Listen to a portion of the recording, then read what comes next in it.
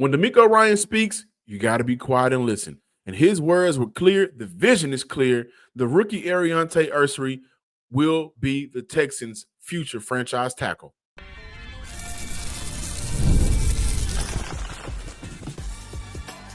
You are Locked On Texans, your daily podcast on the Houston Texans. Part of the Locked On Podcast Network, your team every day. Battle Red Nation, welcome to today's episode of the Locked On Texans podcast. I'm your Texans football analyst and credential media member, John Hickman, and I can't wait to talk to you guys about everything that's going on with the Houston Texans throughout the week. Thank you for making the Locked On Texans podcast a part of your first listen of the day and for being a part of the Locked On Podcast Network, your team every day. On Monday afternoon, the Houston Texans hosted their annual golf charity event. We had an opportunity to hear from DeMeco Ryans and owner McNair and others, get an update on Tank Dell. That was a talking point from that conversation. But also, what does an update on Tank Dell actually look like, realistically, right? The cohesiveness on the offensive side of the ball. Last year, it was everywhere. That was not a unit that worked together. Now, with some of the small offseason additions and moves in terms of players and coaches, that could now be a unit that excels under cohesiveness, under everybody's in one house. We all going to get it together and figure it out, which could lead to the Houston Texans offense controlling the tempo of the game, something that C.J. Stroud has wanted for a very long time. DeMeco Ryans speaks, and when he speaks, you listen. And his words and vision is clear. The Houston Texans will plan to play rookie Airontae Ersery at tackle. Before we dive into that, I also want to say that the Houston Texans right now, they are open to moving their headquarters somewhere else in the greater Houston area. That's been a conversation that's being had right now. Will the Houston Texans stay at the NRG Stadium? What's going to happen with that in the future of Houston, where they are located right now? But let's get down to business. DeMeco Ryans. He believes that he has his future franchise tackle. Didn't say left, didn't say right, but he said tackle. And I thought that was interesting. But giving a young man the stamp early, extremely good, right? That's something that's important. You want to see that. Ryan's giving him the endorsement to be this team's tackle for the future right before rookie minicamp kicks off is important. That's what he needed to hear. That's what the team needed to hear. That's what the coaches needed to hear. That's what was needed to be said. The conversation of will he play inside? Will he play outside? That noise, as of right now, is completely killed. He is a tackle. That is why the Houston Texans drafted him in the first place, right? That's where he's been comfortable playing his entire collegiate career. That's where he's made his bread and butter. And honestly, that's where he's going to make his money in the league. Ursery has played in over 2,000 snaps at left tackle compared to 80 combined snaps at any other position. Chris Sims classified him as the best pass blocker in the 2025 draft. And I'm operating under the thought and belief that Houston envisions him as their tackle for the future, as their Laramie Tunsil replacement for the future. This isn't like the Titus Howard situation, guys, nor should it be, where Houston needed him to start day one back in 2019. And that led to Titus Howard being bounced around from left guard, left tackle, right guard, right tackle, becoming a master of none. And essentially, he had to be a day one impact player. Excuse me. This could be a redshirt year for Ursery. That was the plan with Blake Fisher last year. We could very well see the same thing for Aireontae this year. Now the conversation to be had, he's going to be playing tackle. That's where they envision him. That's where they want him. The conversation to be had is who's going to be the odd man out. Cam Robinson, 1-year deal, worth up to $14 million. That means something. You don't just pay an insurance plan up to $14 million. The 1 year, yes. Because on the opposite side, the other quote-unquote insurance policy, Trent Brown, 1-year deal worth up to $3 million. You also have Blake Fisher, who was your second-round pick last year out of Notre Dame. And this is where Ursery comes into play.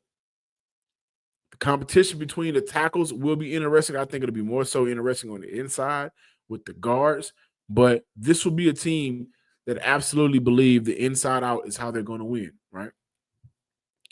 So what if the outside guy is a better fit for the inside guy? And if Ursery is just going to be a tackle, then how does that shift the rest of the offensive line? And Houston has overstated their mission all offseason of putting the best 5 on the field. And that is an invitation for the rookie to start his career as a reserve, which isn't a bad thing. This year's preseason will have much more competition, whether it's at practice, training camp, and preseason games altogether.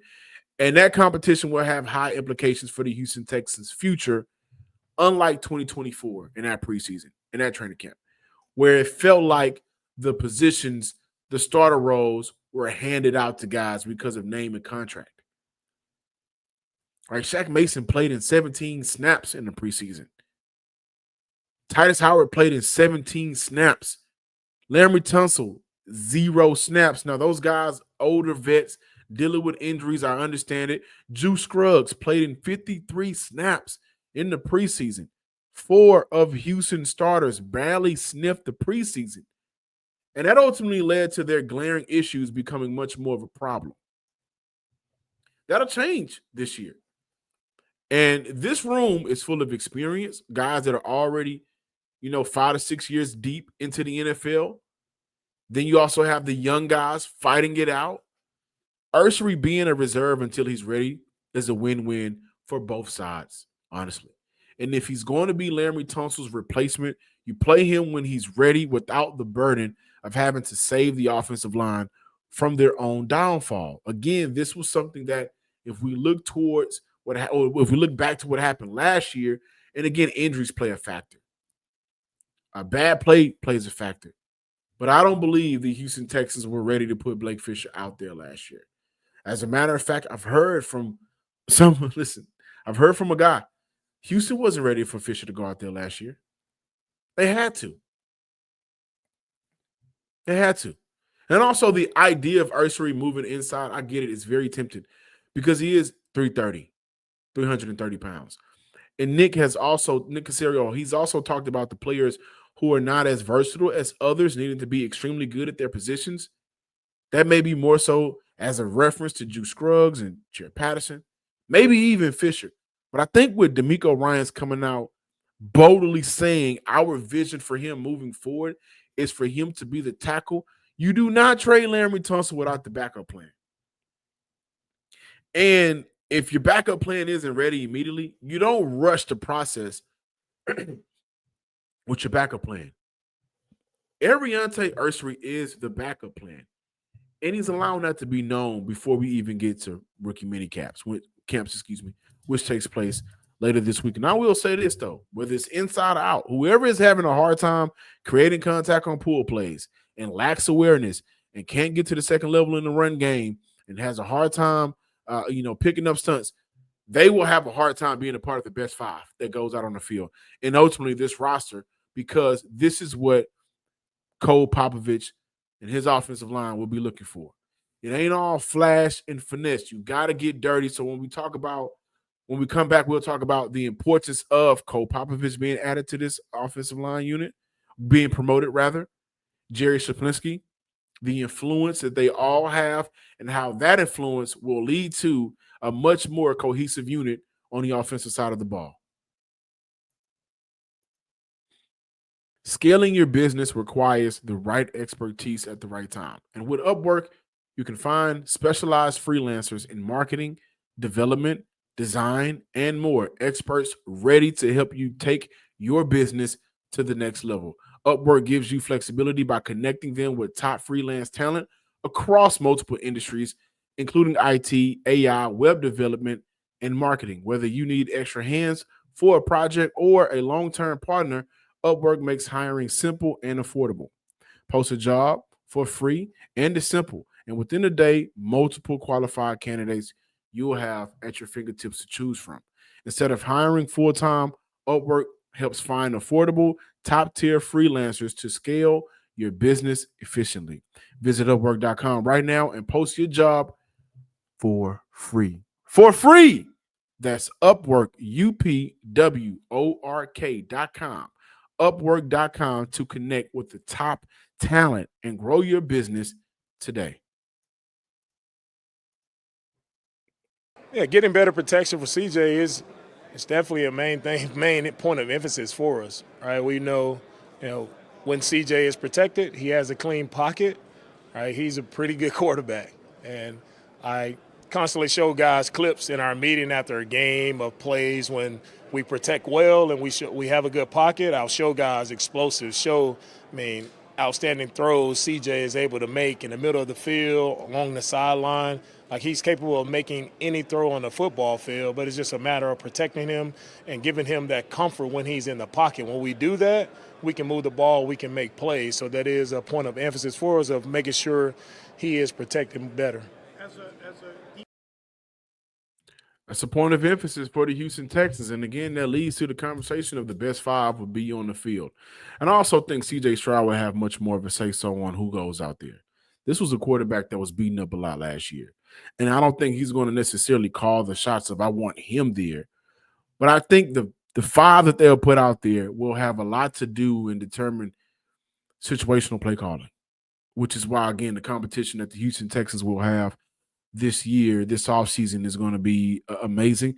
And if Houston gets it right, if Houston really analyzes the best five for that offensive line, and again, this is a group that isn't as flashy as the past year's groups, right? And I can't wait to talk about the leadership of Titus Howard and Nico Collins moving forward. But this line isn't led by Laremy Tunsil.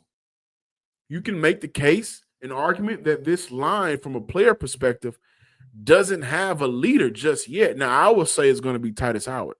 He's the best player in that room. But I don't know how much of the leader in that room Titus Howard will be for this offensive line unit. So, again, this isn't an ego-driven line, right? This will be much more of a dirtier line, I believe. So this will be much more of a tougher line. I think this offensive line will be much more of a grit type of offensive line. And that will lead to the interior guys being much more, I think, dominant and aggressive and physical, which is what the Houston Texans need. The finesse is fine, but you're not going to win a lot of games, a lot of meaningful games, important games, when your offensive line is full of finesse. Now, this offseason, a friend of the show, DJ Bianame, ESPN, wrote an article. In that article, there was one player that said, I don't think we had a true identity of what the bleep we wanted to do. This is why I wanted to bring this back in terms of cohesiveness and controlling the offense, because that was a major issue for the Houston Texans all last year. And I'm honestly surprised it slipped out of the locker room as late as it did. But, guys, I don't want to overstate, but I absolutely need to, the importance of Nick Caley and Cole Popovich in their relationship, in their background, in their upbringing in the NFL, for those guys to be on the same page. Two philosophies that translate to each other's success, which is where I think that was one of the biggest disconnects of last season for the Houston Texans on the offensive side of the ball. Two different schemes essentially meshing together. Bobby Slowick, Shanahan Tree, Chris Strausser, he came up and had those good years under Frank Wright. You take a look at Nick Caley, Cole Popovich, Jerry Suplinski. Those guys spent time around one of the greatest offensive line coaches in NFL history, Dante Scarnecchia, during the 2016-2019 seasons. And again, those times overlapped with one another. Jerry Suplinski, now the passing game coordinator for the Houston Texans. Cole Popovich, offensive line and run game coordinator. Nick Caley, offensive coordinator. The details are small, but they pay a huge dividend for the Texans. They could pay a huge dividend for the Texans in the long run, because I look at during the years where they were all on the same coaching staff, the things that they were able to pick up. The Pats were a top 10 offense every season during those 4 seasons, peaking at second.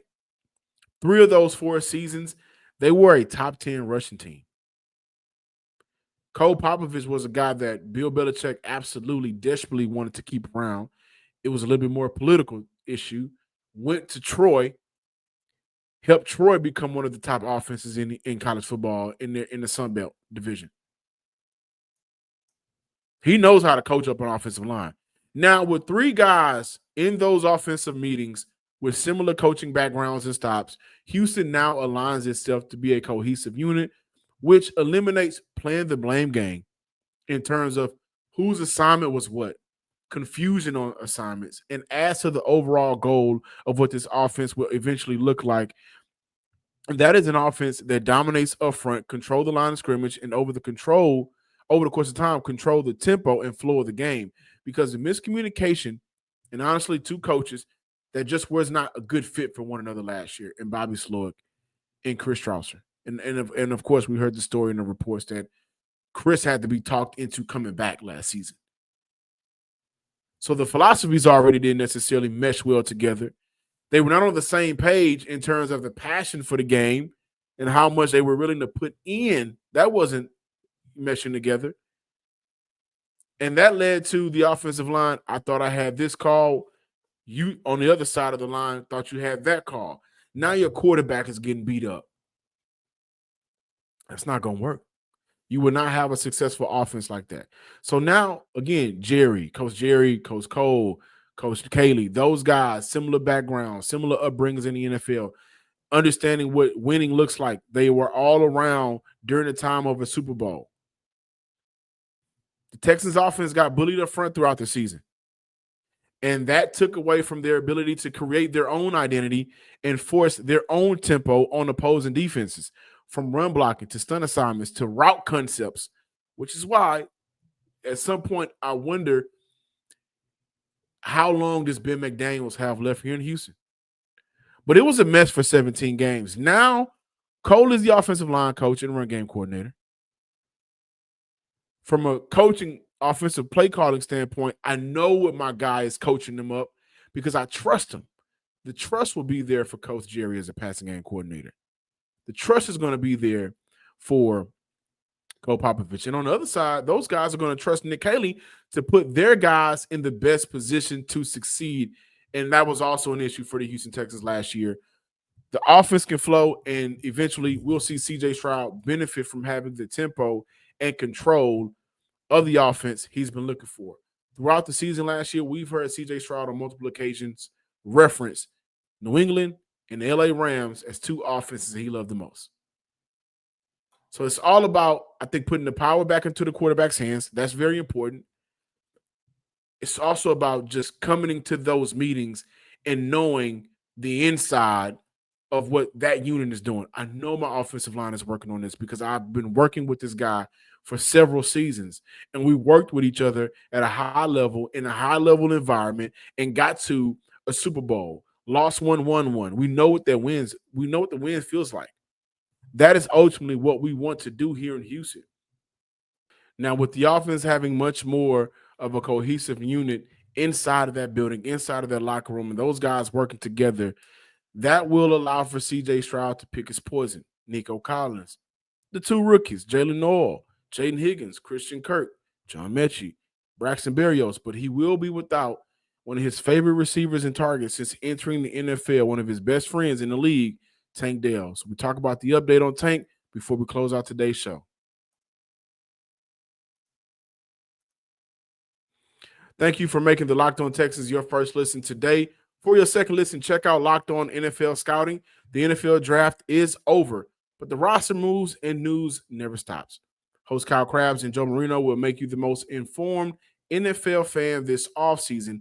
Find Locked On NFL Scouting on YouTube or wherever you listen to your podcast. The McNairs were happy with the draft.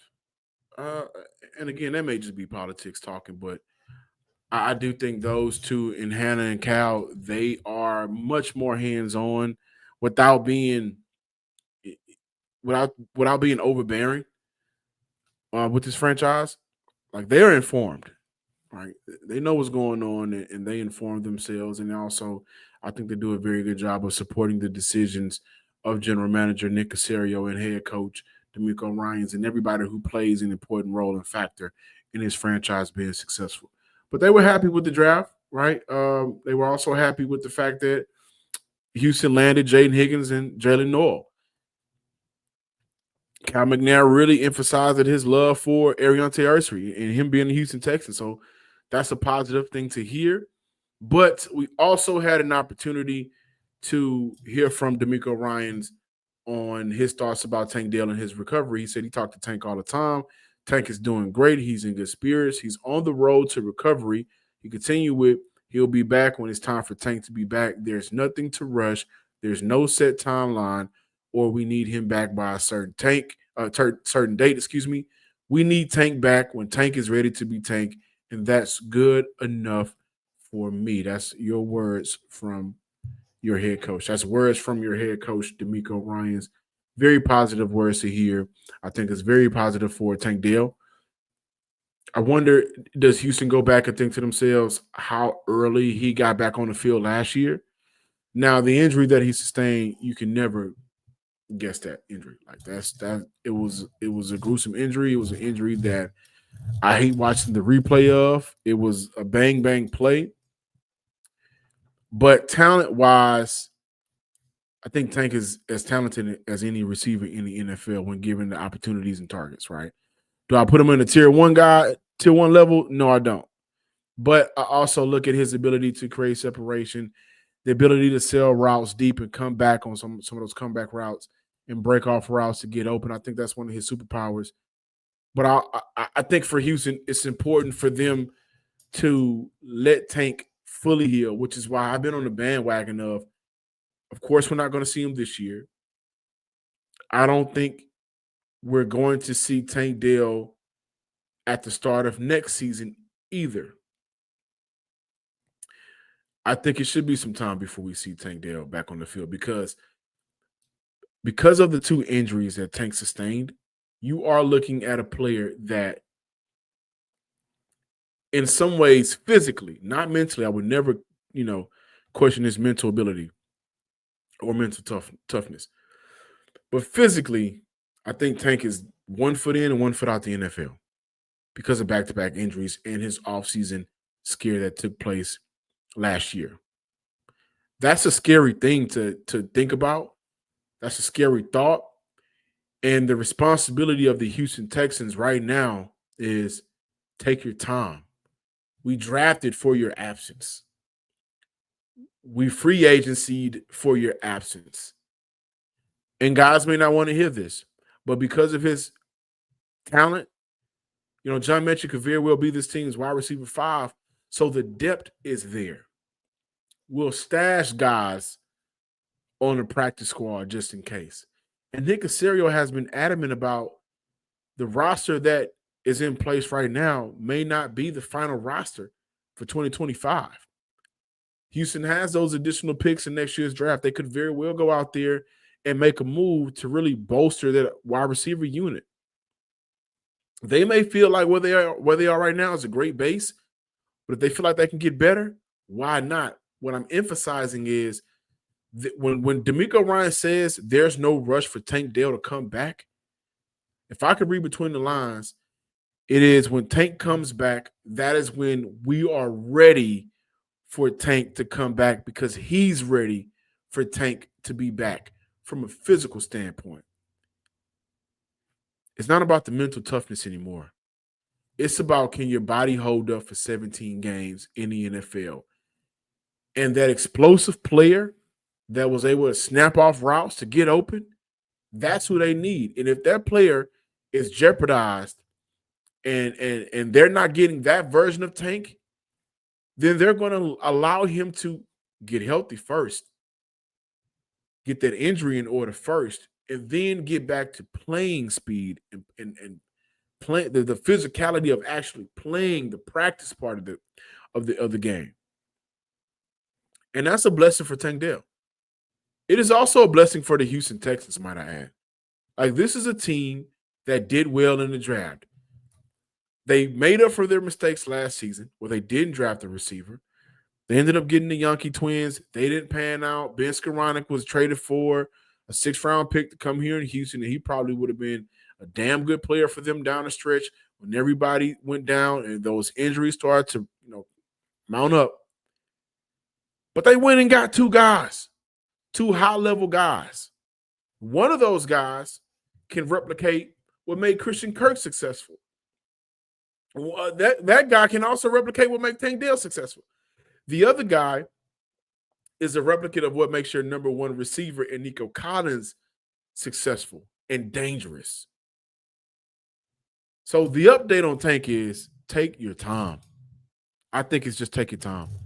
Don't rush it back. And when it's time for you to come back, you will have a spot here on the team. Thank you guys for watching today's episode of the Locked On Texans podcast. Please be sure to subscribe, like, and comment on YouTube and wherever you listen to your podcast. Also follow me on Twitter at John_Hickman12. We got more Texan talk throughout the week. We got the rookie mini camps later in the week. We got Texan news. We got everything that you need here on the Locked On Texans podcast. So don't miss a beat. Don't miss a day. Don't miss my voice, because if you do, I'll miss you. Until next time, peace.